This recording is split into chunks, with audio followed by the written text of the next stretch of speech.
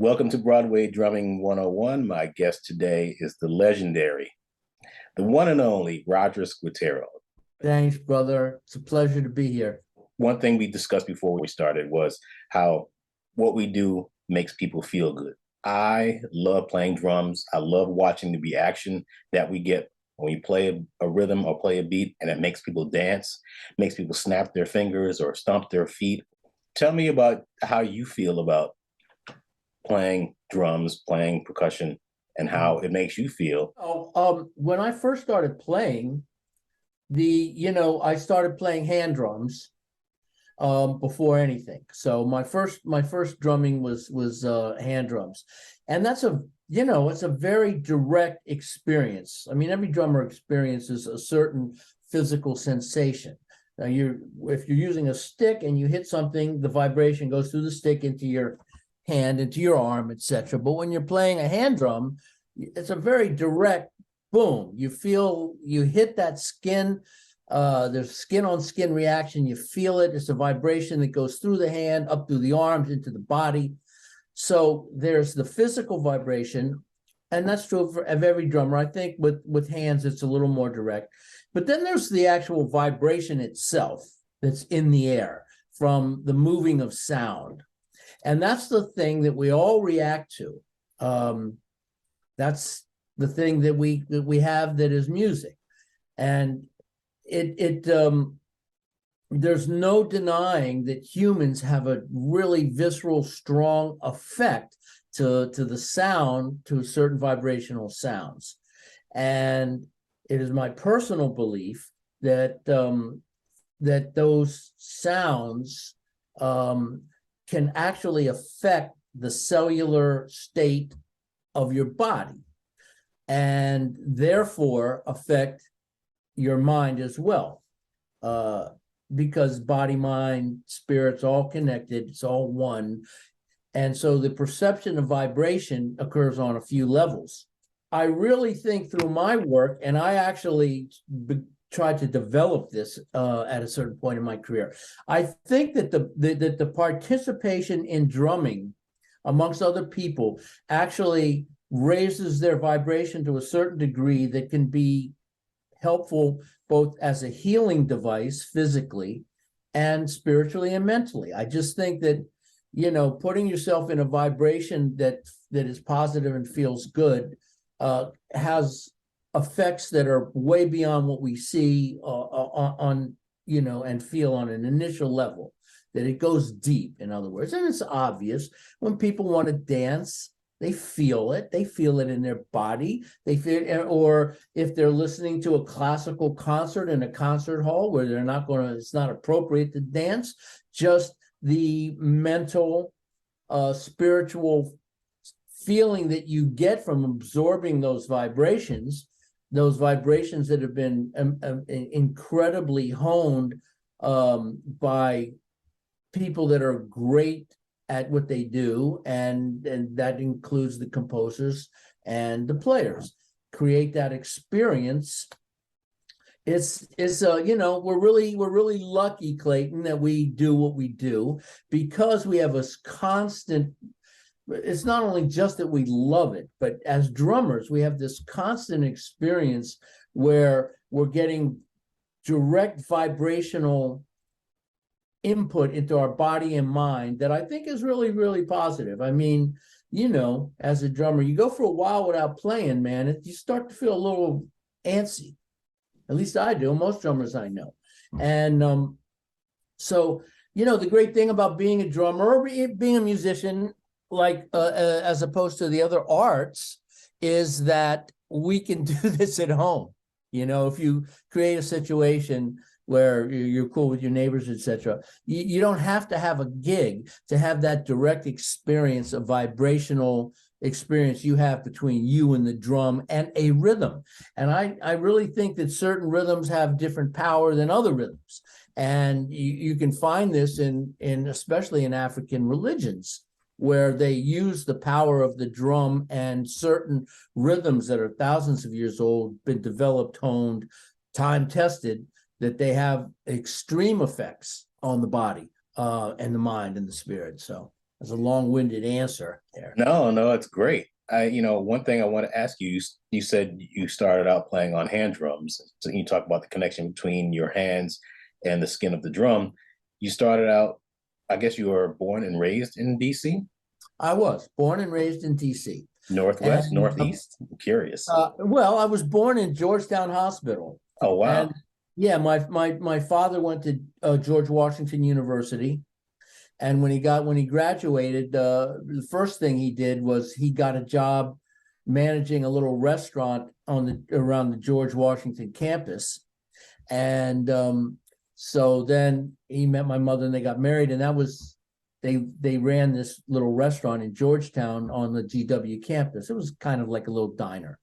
So I was born there in Georgetown, and then my parents moved to the northern suburbs to Silver Spring, Wheaton area of Maryland when I was about 5. So I was just fortunate enough that I went to a brand new experimental high school called John F. Kennedy High School in Wheaton, Maryland. But the first, like maybe 7 or 8 years of its existence, they were trying to use a new educational technique that gave the students a lot more freedom.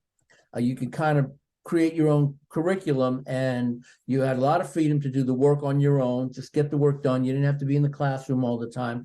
But the real upshot of that was they hired a bunch of like beatnik-esque, early hippie-esque type teachers that were able to influence me in really positive ways. So when I'm in high school, I developed these relationships with some of my teachers that are more personal than you would probably get in a normal high school situation. It was also a small school, which enabled me to be able to participate in lots of different extracurricular activities. Now, mind you, I still hadn't played music. I was a great music lover. And what happened was my father, after his little restaurant experiences early in my life, he got a job managing a company that supplied jukeboxes with all the records and video games. It was a kind of a early video type company, but mostly they did jukeboxes. So that means that I had access to all the 45s that were happening, and my father would just bring home a box of new 45s. So I really had a lot of access to popular music when I was young, and I really loved it. But nobody in my house played an instrument. I was not being encouraged to play an instrument. Then when I was in my senior year in high school, I went down to DuPont Circle, which is which you know from your experience in DC what it is. But at the time, it was like a real gathering place, kind of hippie-esque, bohemian gathering place. And so it was filled with tons of hippies, and the brothers would be there on a bench playing the conga drums. And I found myself being gravitated there. The sound of the drums just kind of pulled me in. So I became fascinated with the drum, but still just from a distance. Then to jump ahead a couple of years, after my first year of graduating from high school, I hitchhiked around the country. It was 1968. I ended up in Berkeley, California. And one day I decided to drop acid and go up in the park, Tilden Park above this town of Berkeley. It's a huge park. So I was up there tripping and going through the woods, and I hear this music in distance, drumming and flute. I started following it, and I came out upon this clearing, and there's a couple of brothers playing drums and a guy playing flute, and I went over there and sat on the bench with them and just listened. And I had a kind of out-of-body experience. As I look back on my life now, I realized what that was. At the time, I had no clue, but what was happening was, in my opinion, my higher self was telling me, this is your path. You have now arrived at the beginning of your journey. This is the beginning. All I knew was like I was high as fuck. It just was like this shit was really taking me out. I mean, I was like going to some other place. I almost left my body. So end of that trip, I go back to Maryland, go to visit my old high school English teacher who I was friends with, and I go to his office, and there's a conga drum in the office. And I said, so whose drum is this? And he goes, I don't know. It's been here for about a week. You want it? And this was just after, like about 2 weeks after I had that experience in Berkeley. And I said, yeah, I took the drum. And he said, if anybody asks for it, I'll let you know. Nobody ever asked for it. That was my first conga drum. And that was the beginning of my path. I have a very twisted and unusual path to being where I am with you and guys like you or my colleagues in life now, because I didn't have a formal musical education. I didn't go to music school. I had this drum. I was a hippie living in a commune with Bonnie Raitt's brother, David, who was also a musician, and another guy who played bass and guitar. And the three of us that was my first little group. And we play in bars and restaurants and colleges in New Hampshire. We lived in New Hampshire. The whole commune moves to Northern California. These guys, my partners, they still looking at this as like a kind of a hobby thing. And by this time, I wanted to get serious. So I left the commune in Northern California and I moved to San Francisco. And I began studying and taking lessons privately. And then that began my career, started playing in local bands in the Bay Area. Eventually joined a band in around 1976 called Nite Flyte with Kim Plainfield, Steve Gabori, and Lincoln Goines, and two women singers. It was kind of like a Return to Forever type of band. So that band moved to New York in the fall of 77. And then that began my professional career in New York. Before you became professional, I like to go back to 1968. Yeah. what was going on musically in your brain, and what were you hearing that influenced? Right. Well, okay. So just a quick history of my involvement with popular music. We had a jukebox in the house down in the basement, all these 45s. I fell in love with Elvis when I was about 5 or 6. Fell in love with the Beatles when I was about 10 or 11. Fell in love with Motown when I was about 14 or 15. And then when I was about 17, 18 and became a hippie, I was just all in on everything. You know, it was like one of the greatest times of music ever. So I was listening to, Led Zeppelin, Four Tops, Miles Davis, and my musical horizons just super expanded. And I think when Miles came out with Bitches Brew, that really opened up my mind and my path in a different way. That's what was my introduction to jazz. So after I discovered Bitches Brew and I discovered Miles, I was like, okay, so who is this guy? This guy, Miles Davis. So then I discovered Miles and Herbie, Chick and Airto, and all these guys, that were in and around Miles' universe in the early 70s. So my mind was really expanded in terms of musical styles, everything except country. I never really got into country music, especially when I was younger.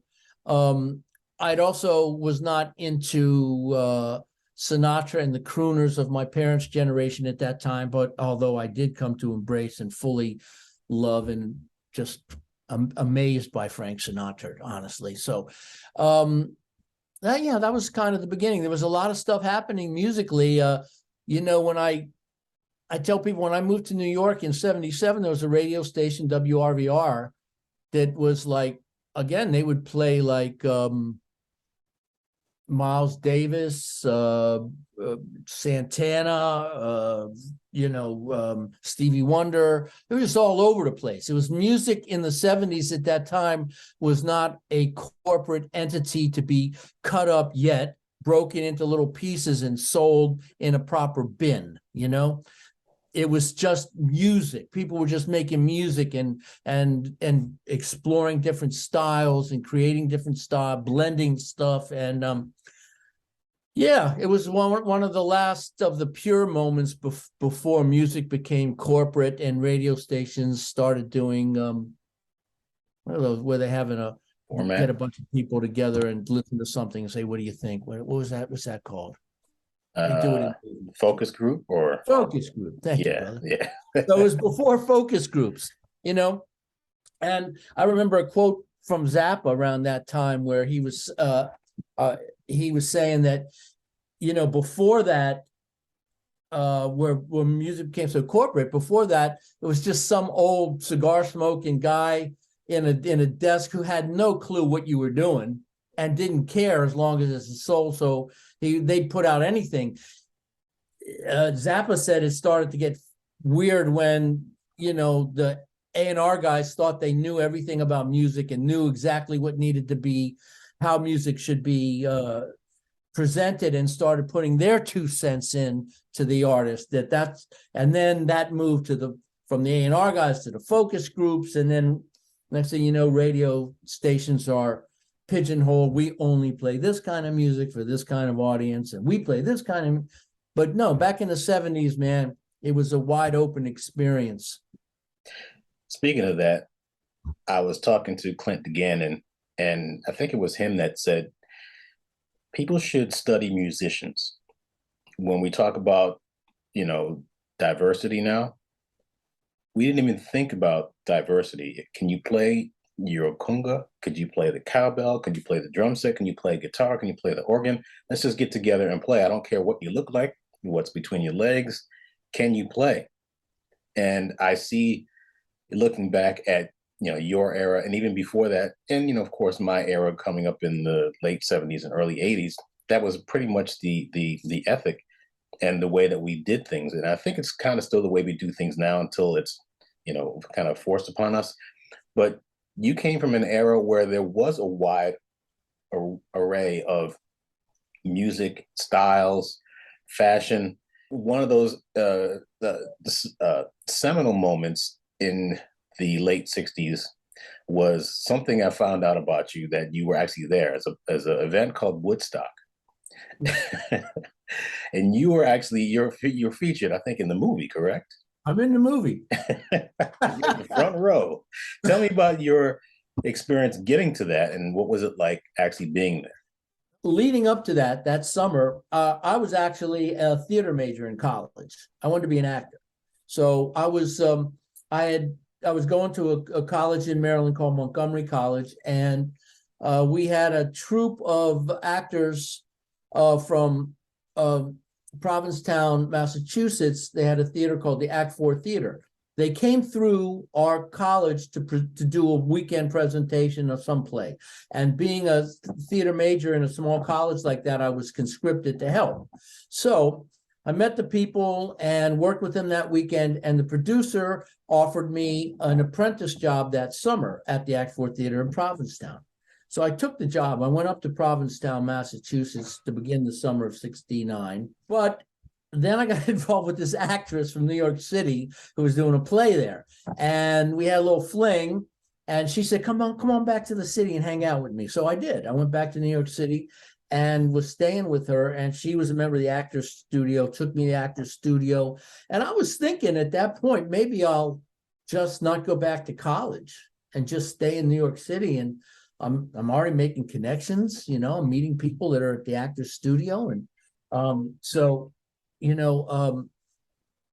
I thought maybe I'll stay and do this. But while I was there, a friend of mine from Maryland, I don't know how we got in touch, but we talked. And he said, look, there's a rock festival happening upstate New York. We're going next week.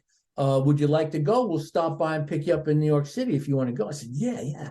So they came and got me. We went up to Woodstock, and we got there a day or two early. So we were able to set up a tent in the woods next to where the event was happening. And so we were all settled in, and we didn't have tickets. But the first day, Friday, the fence was just a chain link fence. It was ripped down, and everybody just went in for free. So I'm there that first night, and Friday night, kind of far from the stage, and it starts to rain that evening. I go back to the tent, and it pours all night. It was horrible. I was cold and wet and damp. And I went with 4 friends, and only one other friend had come back to the tent. So that morning, Saturday morning, we woke up and we were miserable. And we said, fuck this, let's go home. And I grabbed my backpack and we were walking out. We were going to walk to the road and hitchhike back to Maryland. That was our plan.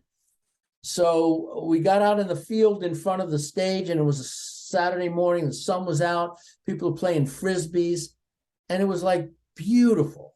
I'm like, what the fuck am I doing? I can't leave this. So I go put my backpack back in the tent, and I come back in front of the stage, and people hadn't gathered yet for the afternoon's performances. It was just people lounging about. I sat down about 20 yards in front of the stage Saturday morning at around 10 a.m., and I did not leave that spot until the festival was over Monday early afternoon. Wow. 2 complete days in that one spot. I never went to the bathroom, except maybe, I think I peed in a bottle. The only food I had was passed around. The only drink I had was passed around. Everybody's just passing. Because if I left, by the time the concert started Saturday afternoon, if I left that spot, I'm not getting back to within a mile of the stage. There was that many people. So I just stayed. So, but the funny thing is, Saturday, I guess Saturday afternoon or Sunday, Country Joe McDonald was coming on to kill some time. So he was there with his band, Country Joe McDonald and the Fish. That's what they were called. But he was coming on to kill some time because the whole schedule had gotten all messed up now. And so he comes out on his acoustic guitar and he's singing this song that was popular at the time. 1, 2, 3, what are we fighting for? Don't ask me, I don't give a damn. Next stop is Vietnam. So he's singing that song. And somehow I'm close enough that the camera zooms in on me and I'm shirtless with a bandana on and one maraca in my hand, and I'm playing. And I had no idea where that maraca came from or why I had it, but it was a heavy moment because of what became my life path. Why was I shaking a maraca? Well, interesting part of the story is this past year, the Woodstock Museum contacted me through some friends, and they wanted to record my recollections for the archives at the Woodstock Museum. So if you go to the Woodstock Museum, you can go and look up my experience and see a videotape of me doing this story that I'm telling you now. She told me that there was a band, I can't remember the name, that came on earlier in the day, and their thing was to pass out percussion during their set to have people play along. So that must have been where the maraca came from. The other heavy event that happened, Clay, was Santana played that day, Saturday, and I never heard of Santana. And I was so blown away and moved.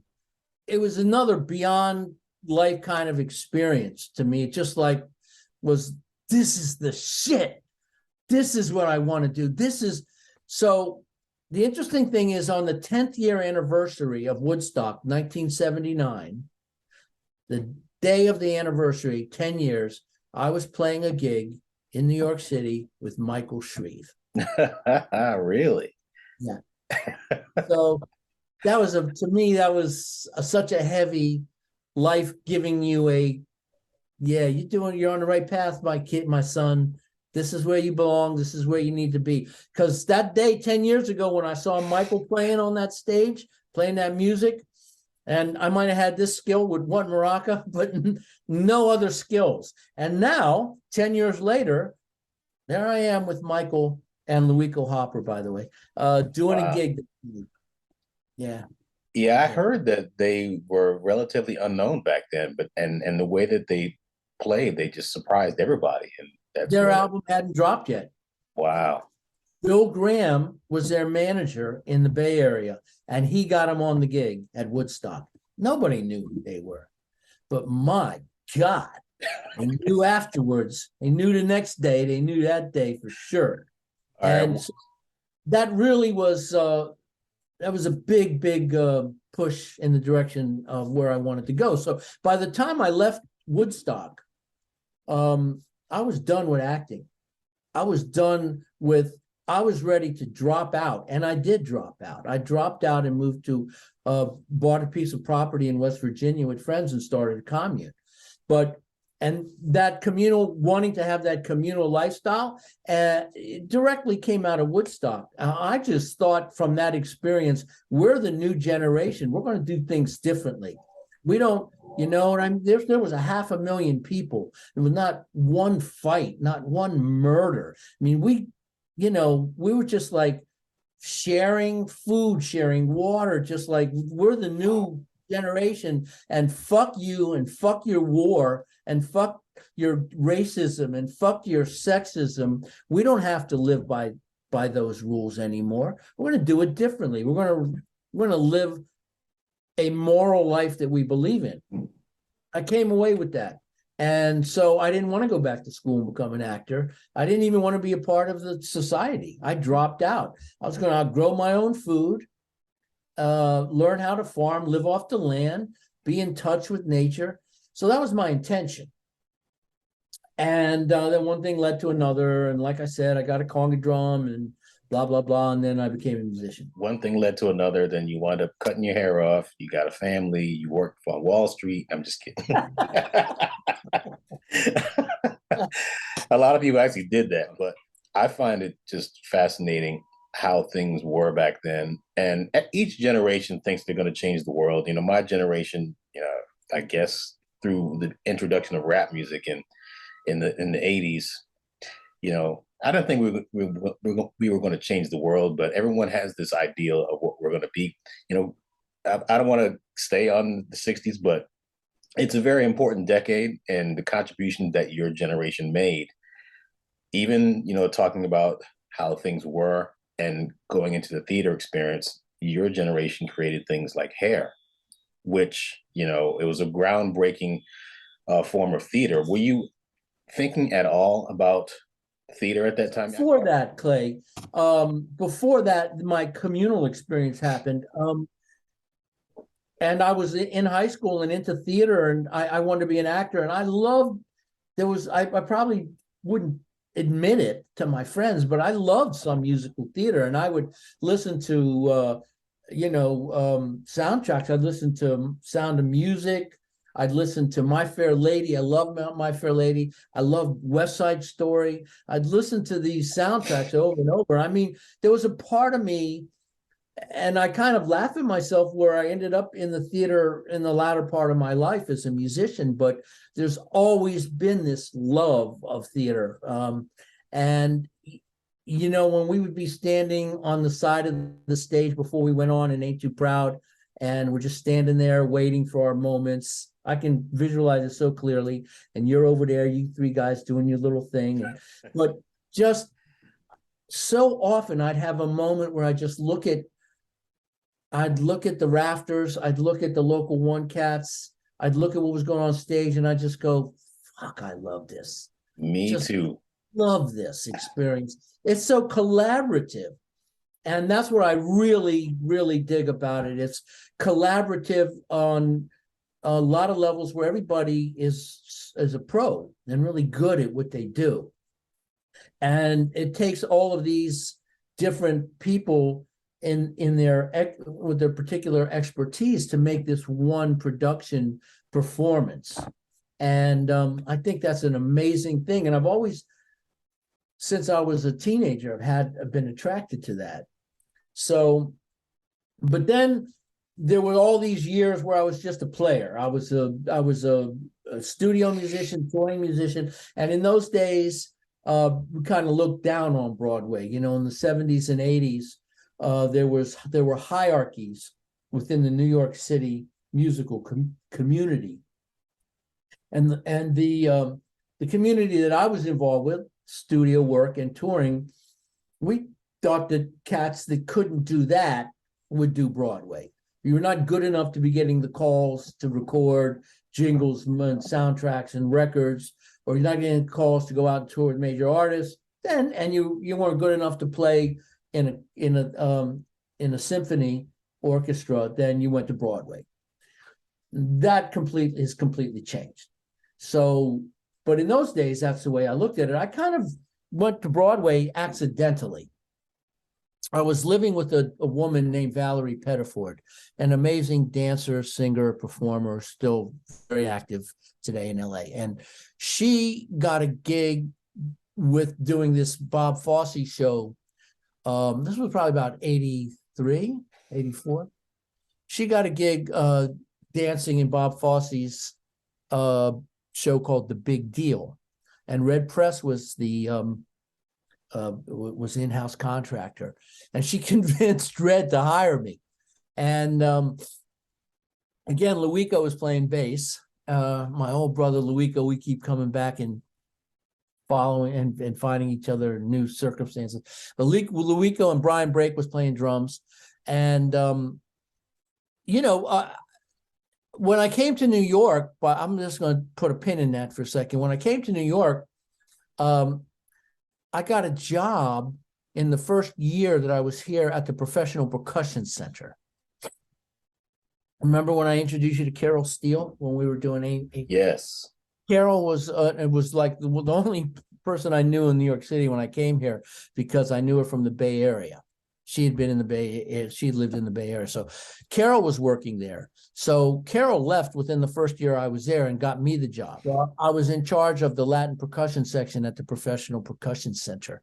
So while I was there, I got to meet so many cats. I mean, guys that I'm friends with today, I met in 1978 at Pro Percussion. And that's when I started studying stick technique and reading technique with Norman Grossman, who taught there.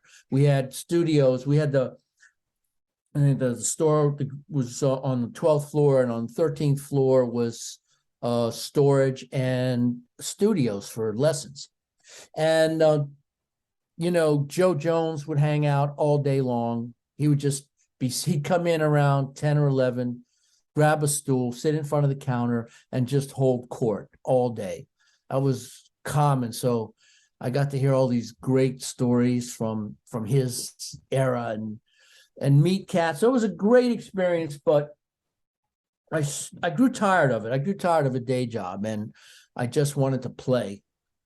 And I finally, 1980, I guess it was 80, I quit. I said, I'm just going to take the chance that I can survive as on my own playing.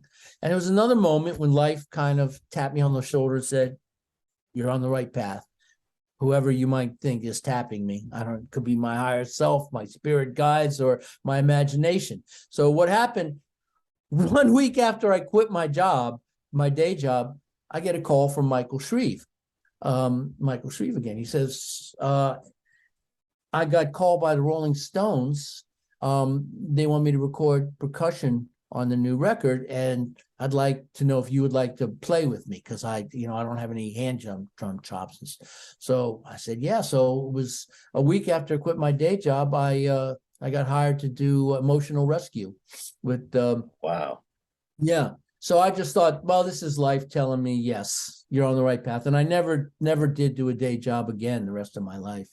My path I kind of came in the back door, because all my colleagues, they're all like fucking Juilliard graduates and, Eastman, and just like really studied. Of course, that's the business.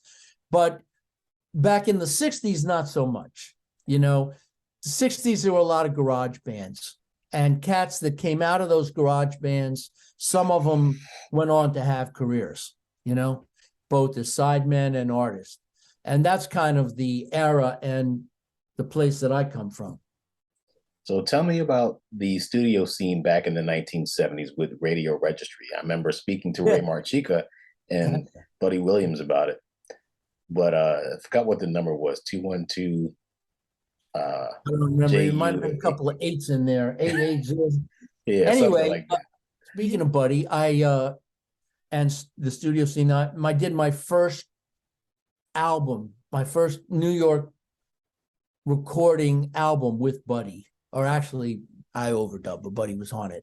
And that was because we as I told you, I came to New York with Nite Flyte, this band, and we're ready to play as soon as we got here, and we started getting gigs, and playing in little local clubs. And fortunately for us, and particularly for me, Angela Bofield came and saw us play and loved this band. She was our biggest fan. She would come to all our gigs, and she had just gotten signed by GRP Records, who was Dave Grusin and Larry Rosen. And, for those that don't know, Dave Grusin was at the time huge writer of film scores and TV shows, and Larry Rosen was one of the best engineers in New York City. They formed a partnership and a record company. They signed Angela and Dave Valentine. Those were their first two signs. I don't know if Dave turned them on to Angie or Angie turned them on to Dave, but Angie and Dave grew up together in the Bronx, went to high school music performing arts along with Buddy. And so Angela wanted to hire me for her record. So that's it. My first recording session in New York was an overdub for Dave Grusin. And the tune was Over the Moon and Under the Moon and Over the Sky. Love that song. It's a beautiful song. It's a beautiful recording. And that was my first song that I ever recorded. Really? Yeah. Oh, man. Yeah. So, but that opened the door to Dave Grusin. And that was like, you kidding me? First of all, they wanted to sign our group Nite Flyte, which we totally blew it. We had a contract on the table. We kept asking for more money until, because we were young and stupid, until finally they said, "No, forget it." Nonetheless, Dave continued to use me on a lot of recordings. And that's where I met Buddy and Marcus Miller. And, they were part of Dave's staple of rhythm section cats. And so once I started appearing on Dave's records, then I started getting other calls for Jingles and other recording dates and so forth. But so Dave Grusin was huge break for me in my career. And, still to this day, one of the best tours of my life was the GRP All-Stars in Japan. We did a live record, 1981, and that was with Buddy and Marcus and Bobby Broom and Dave Grusin and Don Grusin and Sadao Watanabe and Dave Valentine. Oh, no. Yeah, I guess that was band. And we did a live record with the Osaka Symphony. Beautiful record. Anyway, that tour was amazing. And because of that record and because of Dave Grusin, it opened a lot of doors for me. And then I had that experience where Red hired me because of my girlfriend Valerie to do The Big Deal in 1984, I think. And that was my first Broadway experience. I didn't really like it that much. I just thought it was, well, I'll do this for a while. The show didn't really run. It only ran about 3 or 4 months. I never thought that would be part of my world. But then in the late 80s, I had an experience where I was talking to a colleague about another friend, and he said something to like, "Oh yeah, he's just going to retire now. He's just going to collect his pension, and he's been doing he's been doing Les Mis all these years, and so his I'm like, what do you mean pension? Goes, we have a pension in the musicians union. You didn't know that? And I was like, not really. He goes, yeah, we have a pension, and every time you do a recording session, every time you do a union date, there's a contribution made into your pension. And when you become a certain age, you have access to that money every month, the rest of your life. I'm like, every month for the rest of your life? They go, yeah. So I said, oh, Broadway, light bulb, every day, contribution. So that's when I started turning my attention to, as it occurred, it was also at a time when the drum machine was being introduced into our world, and a lot of my work has gone away. I mean, I would get called for a jingle to come in and do a backbeat on a tambourine. No more little Kabasa, no more little shakers, no little triangle hits. These were all now being done on the Lindrum by Sammy Marandino. Yeah, instead of seeing it as a threat, he just basically took it and adapted it. Absolutely. That was a huge lesson for me to watch him do that, to see how he did that. And but he also, you have to have a certain kind of mind. Yes. Sammy has the right mindset to be a programmer. He was great at it, and at a time when nobody else was. And he also had the insight into see that this is the thing right now. A lot of, like you said, a lot of drummers were, oh, fuck that shit, man. It's going to take work away from me. Right. That never sounds as good as a real drum set and all that. But Sammy made it work. But so I saw, okay, a good third of my work is drying up now, because they would hire Sammy to program. Or there was a couple other cats besides Sammy, but he'd come in, he'd program the drums, he'd program the percussion, and I wouldn't get called. So I thought, okay, I can see the attractiveness of Broadway now. So what do I need to do? Well, I really need to shore up my reading, which was, my reading was on a jingle level, 16 bars. And nothing too challenging. But now I'm like, okay, well, if I'm going to be doing this, I just spent a lot more time working on my reading, a lot more time working on my stick technique. And, the interesting thing, Clay, is that maybe more so because of my lifestyle, how I had come into the music business, but by the time I was in my mid 30s, in the 80s, the mid 80s, I was already a successful player. I was making a living, getting calls and high profile gigs. And I kind of became lazy. I didn't work at growing so much. I just kind of, I'll get the calls and I'd get the calls and I'd do the gigs, but I was into playing, I was into like hanging out and playing and having fun. And I really stopped woodshedding. And I think that really came back to bite me in my ass at a certain point. But, and then I woke up to the fact that there's never an end to what you can learn in music. You never reach the point where, okay, I got it now. I mean, you can think that, and I did think that, but it will come back and bite you on the ass. And so that happened. And then in the early 90s, and then I rededicated myself to growing as a player, and still at it as you are. The first musical that you did, I can't remember what you said it was. It was called The Big Deal. It was Bob Fosse's last original show. Oh, wow. And then you started doing them regularly. What was the... Well, again, that's kind of a backdoor kind of thing. So Red hired me for that date, but he never called me again. He hired me for The Big Deal, and I never heard from Red again. And so then a guy I was playing in his band named Bob Telson, he wrote the music for a new show.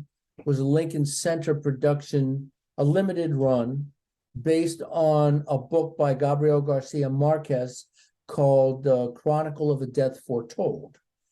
So Bob wrote all the music, and he wanted, he got some of his players to be a part of the band and the orchestra, and that it was wrought with problems, but nonetheless, that was another foot in the door. And there's a really interesting side story to this that I'll tell you.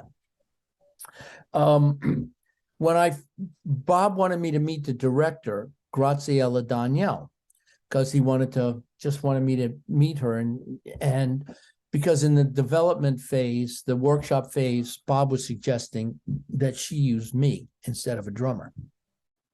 So I go and I meet Graziella, and she liked my look, my physical look.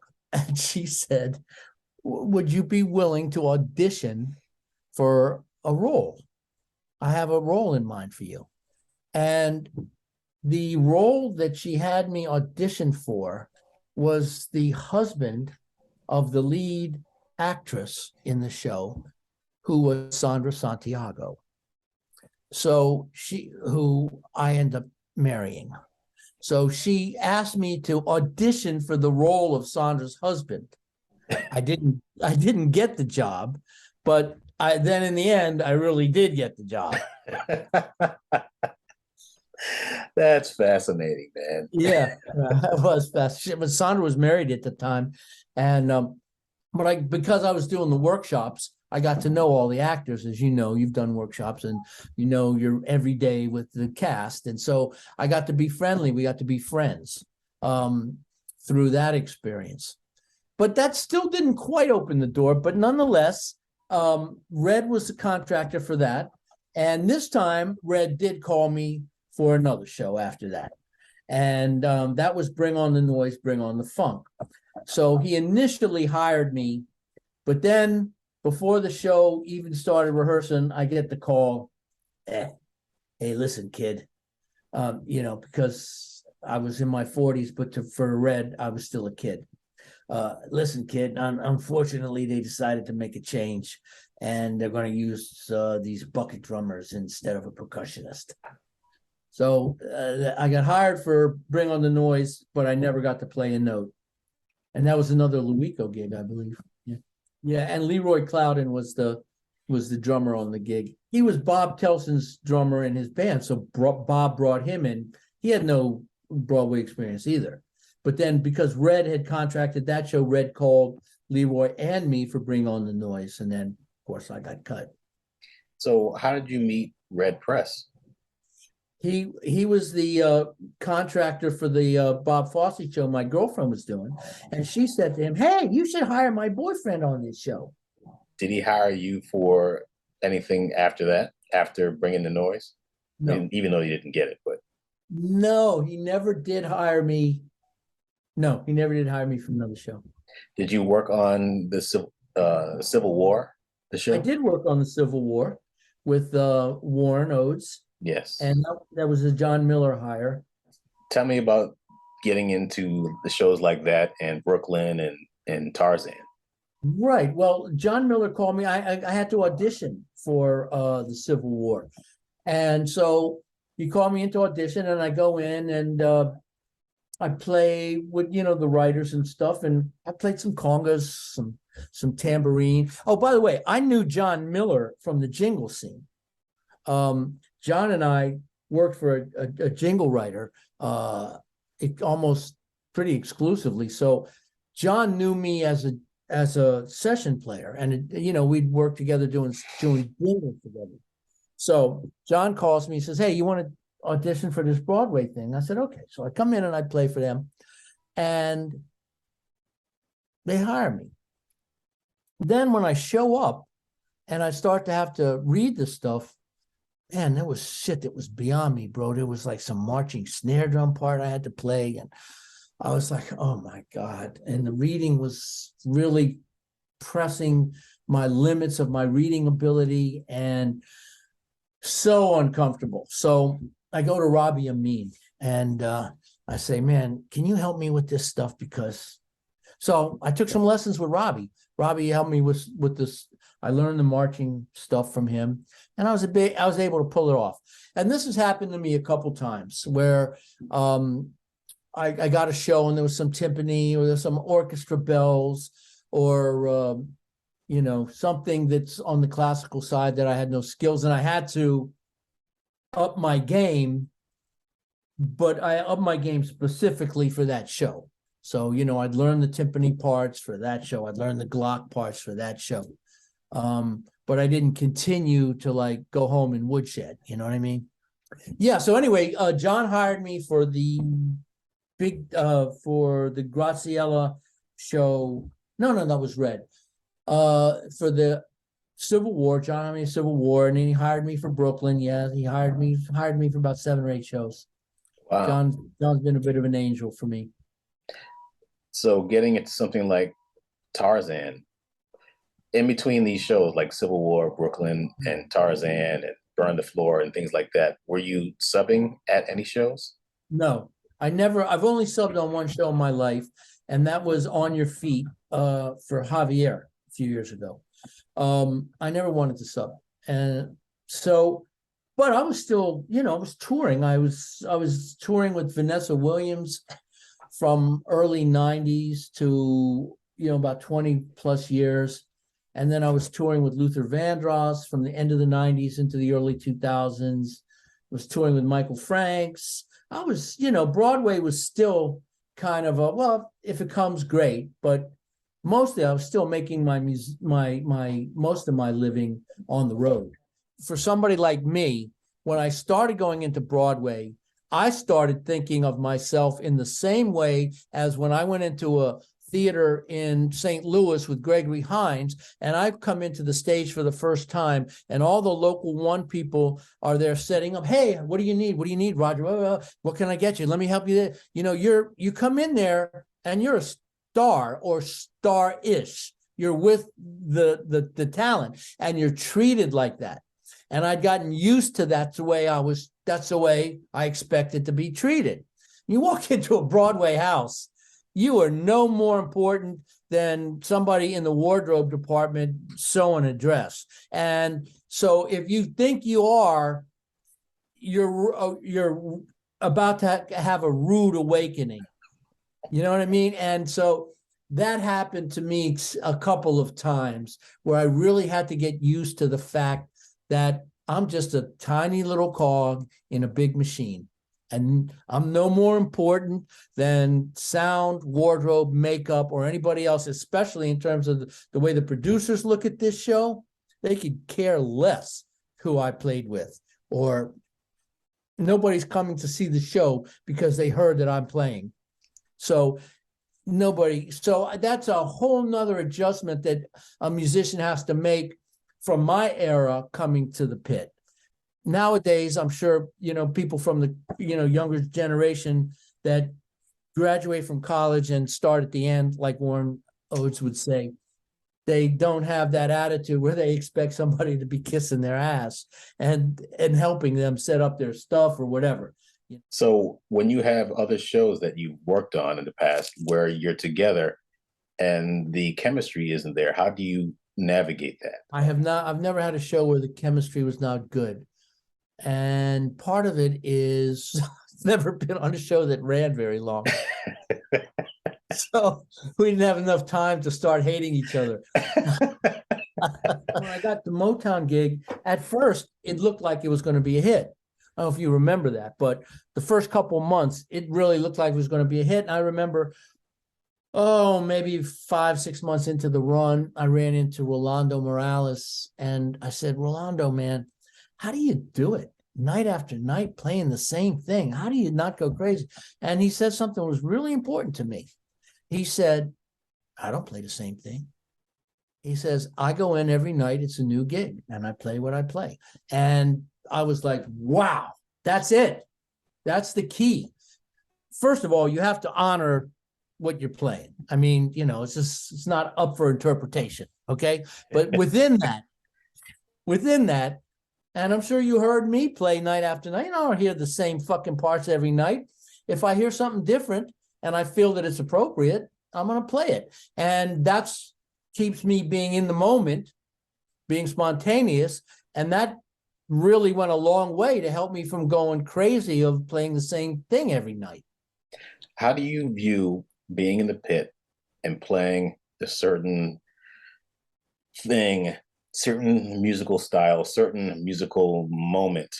How do you compare that to being in the studio? Some people say like playing in the pit is like doing a recording session every night. You're trying to get it right, but it's never quite there. It is, especially in the situation like Ain't Too Proud, where we're all separate rooms, So like I'm experiencing the show with headphones. I don't see anybody except Javier in that. It's just me and Javi and everybody else I'm hearing. So in that sense, it's like a recording session every night. And also you're trying to be that precise.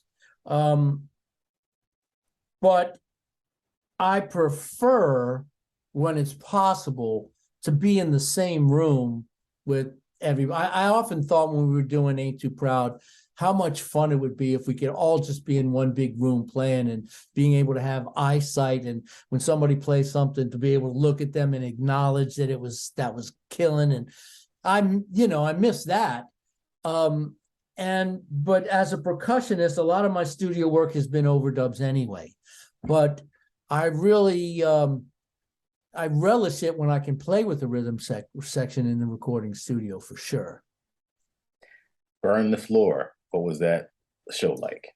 Burn the Floor was really wow, that was a challenge, man. This was a touring group. They were out there on the road in the world touring with the drummer, Henry Soriano, great drummer. And it was a cast of ballroom dancers that were just killing, playing popular music. And so we were playing with tracks. So there was just 4 live musicians. There was Henry on drums, me on percussion. We were on stage all the time on risers. And then there was Dave Mann on saxophone and Earl Manian on guitar and violin. But so they didn't really have their chart thing together. They'd sent me a couple charts in advance, but they were really unorganized in that sense. So when I go into rehearsal, like we go into Carol's Sound, I think we had 3 days of rehearsal and then we're in the theater. I only had half of the charts. They're like getting me the charts. Oh, we're getting this printed out and then we'll get you that chart. So it was, and then they said, you can't have any charts on stage because you're on stage, you're visible the whole time. They didn't want a music stand. So, and the first number, bro, was this elaborate percussion drum thing where it starts off, we're playing all these figures together in the dark, and then the lights come up and you see the dancers. But it was so hard because I had to memorize all these figures. And so I had to have these little cheat sheets, little piece of paper with a rhythm printed tape to the drum here and another one to there. It was really, really difficult for me, man, until I got it down, but it was stressful. And you went on to Priscilla, Queen of the Desert. I went on to Priscilla, and that had its challenges as well because there was some timpani and glockenspiel stuff. There was a little beyond my skill set at the time. So I remember, like, in my rehearsals with Warren, this was another show, another Australian show, by the way. So was Burn the Floor. Another based in Australia, had their success. Now they're touring the world. Now they're coming to New York. So I remember going to dinner with Warren after one of the first 2 rehearsals, and we both thought we were going to be fired. It's just like, because my timpani work was sloppy, and my glockenspiel work was sloppy. But they hung in there with me, and by the time we started doing shows, I had it down. Speaking of having it down, Motown the musical. What was that experience at Motown like? That was a great experience. That was a really, really fun band. Super good, super fun. Joseph Joubert, as a musical director, gave us so much freedom to fuck around. I mean, there was a lot of laughter in that pit. Let me put it that way.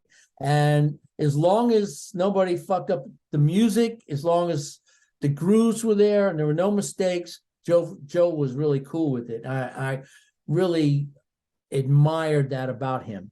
And so it was a really fun show to play. We had a great room for the band, and we decorated it. We got some chairs in there and couches. And I remember it was a long day, and one of those like tech days, and we had been rehearsing. And now we're going down to the band room to chill out. And we get there, and Berry Gordy is laid out on the couch asleep. And we're like, oh, yeah, now what? Buddy walks right into the room. Hey, Barry, shakes him awake. Is this the band room, man? You got to go. You got to get out of here. I was just like, Buddy Williams, ladies and gentlemen. Oh, that's great. Oh man, as a percussionist, have you had many chances or opportunities, or do you find many times where you're asked to play drum set? There's been an occasion, and my greatest dread would be that you don't show up and they say, Roger, you got to sit on the set till Clayton gets here. It's my greatest fear. I think I would just say, no, forget it. I ain't doing it. Get somebody else. No way. Because people are going to remember, they're not going to think when you fuck up and blow the groove, they're not going to think, well, he's a great percussionist, but they're going to think, ooh, Roger really fucking blew that shit. That's so I don't want to be remembered. I don't want to have that experience. It's all about the feet. I can sit down on the drum set and play a little bit, but my feet are extremely limited. And then trying to get the four pieces to all coordinate doing different shit. I haven't had a lot of experience doing that. So no, I don't want to sit down on the drum set. Doing things authentically, taking your experience, hitchhiking over to San Francisco, coming to New York, going to Woodstock, listening to Santana, going on the road with Vanessa and Luther and playing sessions. Then when you get to 2017, you have all of that and you can just bring all that and bring it into Broadway. What are some of the things other than those musical experiences that you would say that are really important to be a success playing Broadway shows? Some of the other guests, like Javier, have touched upon this, but he's so right when he said, besides your musical skills, let's just put that off to the side for a second. I mean, you have to have the skills to compete for the A team. You got to be able to play with the A team, just like you said. But besides that, there's the whole social, professional interaction stuff that goes on. And this can be tricky for some people, especially if it's not in their nature to be outgoing or anything. But it's really important in all music that I've played, Broadway or not, to really come with a positive attitude and be friendly and be careful what you say.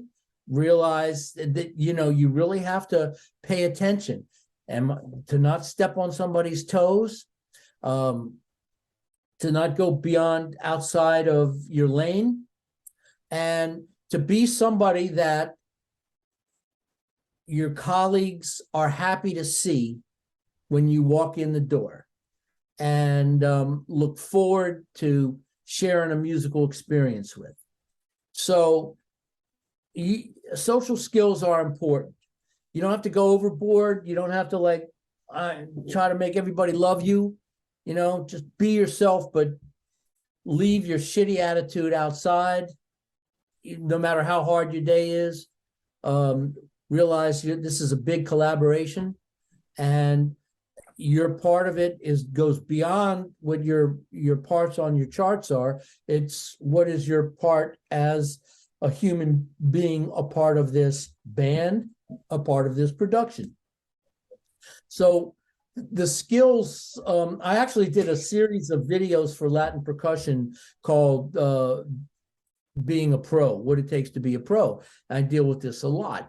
And I learned this from watching some of the masters like Sammy Figueroa, how he could walk into a session, a room, and 10 minutes later have everybody laughing and just so happy that they're there with Sammy. I saw what that personality can do for a date, for a career. And I realized that's something that needs to be developed. And they don't talk about that at Berkeley. At least I don't assume that they do. I've never heard anybody say that they do. But nobody wants to play with an asshole. Somebody's always expecting there's going to be an asshole. So who's it going to be? I hope it ain't me. You got to come into a scene with the right social skills. And And if it's not in your nature to be outgoing, if you're a quiet person, shy person, that's perfectly fine. Just don't bring negative stuff to it. Just don't be bitching and complaining about other people, or don't, like I said, don't stay in your lane.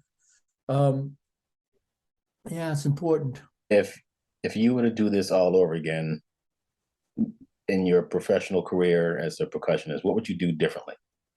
I would have worked harder, not played so much in my 30s. I would have spent way more time writing, learning digital composition, developing my classical skills. I fucked around too much, but I was able to get away with it because I was good. People liked me, and so they were still hiring me. But as I look back on my life, I wish I had spent less time chasing fun and more time in the woodshed. Chasing fun, meaning taking acid on a hilltop? No, not so much that. I tell you, there was a good period when Sammy Figueroa was my best friend for many years, and Manolo Badrena. And almost every day we would meet at Sammy's apartment at around 10, 11 in the morning, and we'd listen to music for a couple hours. Then we go out, we go to the drum stores, we go to bookstores, we go to Macy's, try to pick up chicks, we'd go get something to eat. We'd end up at 7th Avenue South, hanging out. All of that stuff was good for my career. In some ways, Manolo Badrena, Sammy Figueroa, and me, we did like 6 or 7 albums together, Blondie, Chic, just like big records. As the three of us hired to play together, and so there was a lot of great stuff came out of those years of hanging out. But that's the time that you asked me if I regret anything. Maybe that I didn't work harder in those years.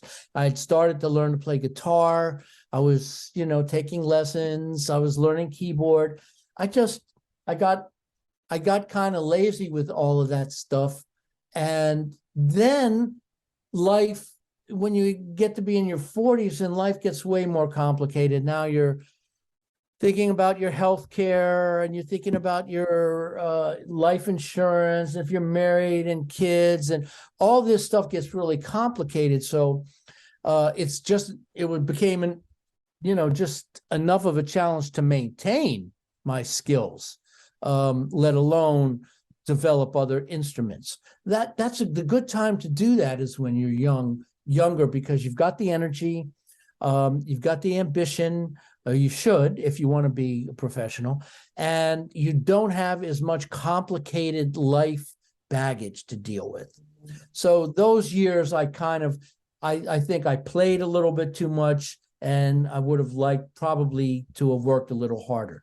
That being said, I've enjoyed all of my life. I've had a great career, and I never really ever had trouble getting work. And now I'm 72 years old, and I'm in a different phase. And I don't have the ambition now to get my timpani chops together, or get my learn to play vibraphone or write music. Or I'm like, now I just want to do things that I like doing and enjoy life on a day-to-day basis, because I'm running out of time. I see a lot of my colleagues have already checked out, and I want to look at life every day as what gives me pleasure. If it gives me pleasure to cook a turkey, then I'll do that instead of woodshedding and worrying about my chops. You know what I mean? I'm going for pleasure now. And I still practice. I still like to practice. I'm learning Javier's show right now, A Beautiful Noise. I'm going to sub for him on that. So I'm doing, and I do my homework. But again, I'm at a certain age, and you'll see this yourself, I'm sure. You're going to get to a certain point where you're less concerned about the gigs and more concerned about enjoying the amount of time you have left on the planet.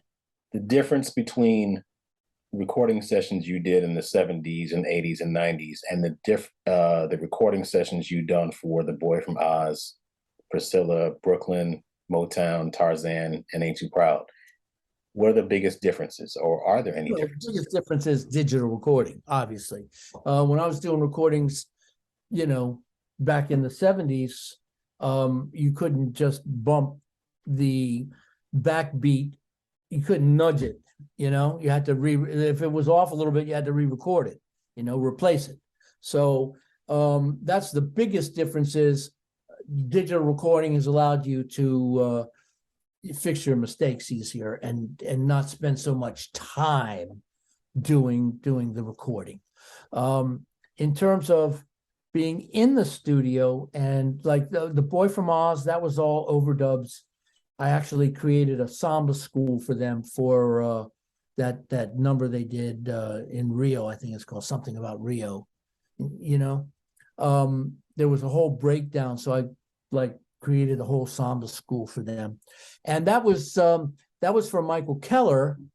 And so then when Michael saw me do that, then he hired me for Tarzan after that. So that session in particular had consequences.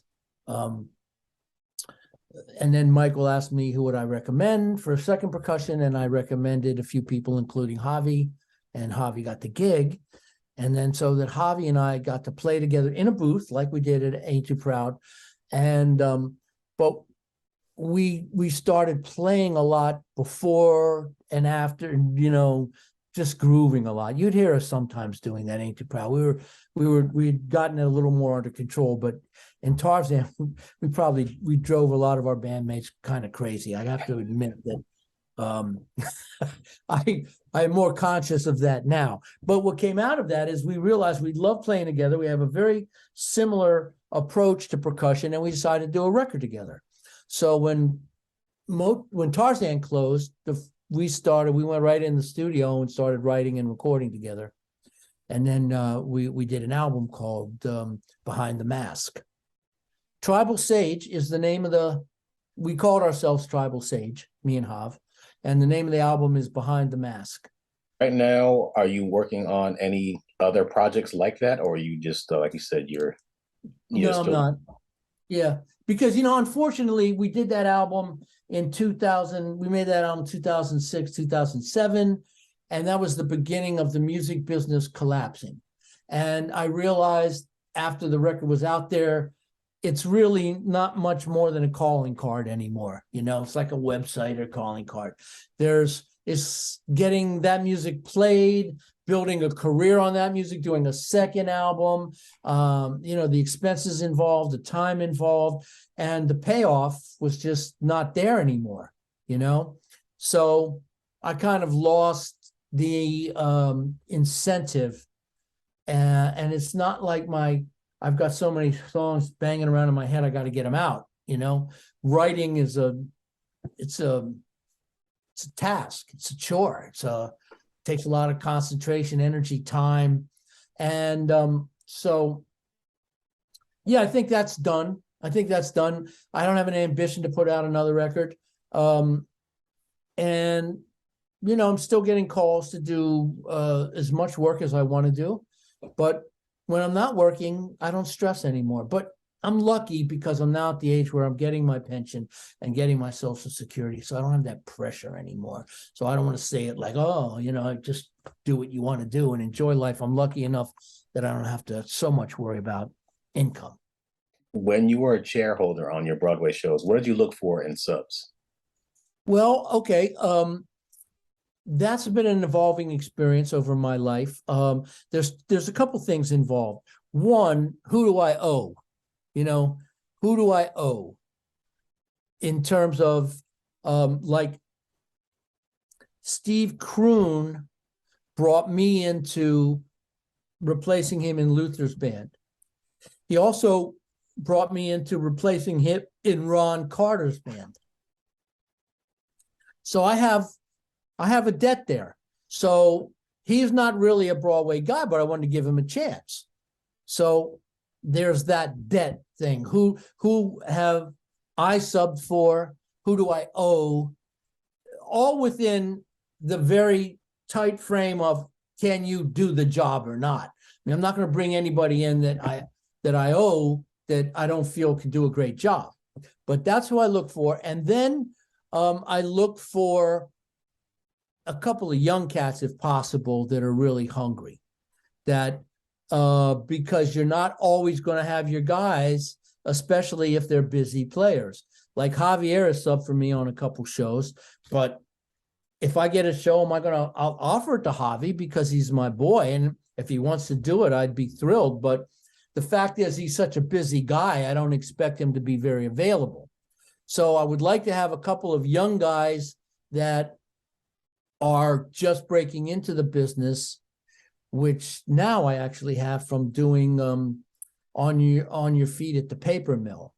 The other percussionist there is a young cat, and so yeah, I saw, he's great. I forgot his name. Yeah, you know Emmanuel? Yeah, I met him when I was out there in the summer doing Sister Act. Really, really solid guy, good person too. And I didn't get a chance to really know him, but I like the way he By played. the way, that's the other factor. I have to like you. You know, one, I have to know that you're going to do the job and do it well. Two, I have to know you're not going to undercut me in any way, like try to talk to them, kiss up to the musical director, so maybe you hire him the next time instead of Roger. So I have to know that they can play the job well. One, that they're not a threat in any way to undercut me. Three, that I like them personally and am glad to help them. Like with Emmanuel Solano, I like him. So he's a young guy, and yeah, why wouldn't I want to help? I like the guy. So I'm going to call him Manuel. And so, yeah, all those aspects. Like I brought Danny Sadownik in. Danny had never played a Broadway show. I didn't know Danny, but when we did it, I thought, I want a guy that's not coming from doing Broadway shows. I want a guy that's been out there in the world playing these grooves, you know, that's been working with major R&B artists that like Kroon and Danny. So those are my first two choices. Not specific to Ain't Too Proud, because I wanted somebody that has had experience playing that type of R&B music. I got to say, though, this last band that we were both a part of was just, it was the best for me. It was so much fun to come to work. And that was because of the music, but it was because of the people. I just dug everybody. There's not one person in this band that I felt you could take me and that person and go have dinner, the two of you. There's not one person I wouldn't enjoy their company. So that's not always that usual. So that was great. I really appreciated that. And so many different personalities too, really. Yes, yeah, we did have different personalities. John Miller did a great job of making a woke blend of musicians that were all great and that all got along. And if people want to find you on the interwebs, where can they find you? RogerSquitero.com is my website. And the only social media thing I do is Facebook, and not even that much. I'm not really ambitious anymore. So I don't have an agenda for getting my shit out there. I'm just grooving. So no agenda, and you're not going to run for office in 2024, right? Not going to run for office. I just want to stay alive and continue to eat well, stay warm, have friendships, and enjoy being on the planet. Thank you very much, Roger. And it was really nice talking to you and getting to know your story. I never really knew a lot about your history. It's fascinating hearing where you came from and where you are today. Thanks, Clay. By the way, you're really great at this, and congratulations on expanding your universe. I'm sure this is going to continue and go further. You really know what you're doing. Thank you, sir. I really appreciate it. And also, let me put this out there, that I love playing with you in whatever situation we've had. You're a great drummer. You own the pocket, and you're a groove to work with. Thank you, man. I hope we have a chance again. I hope so, too. All right, brother. Take care.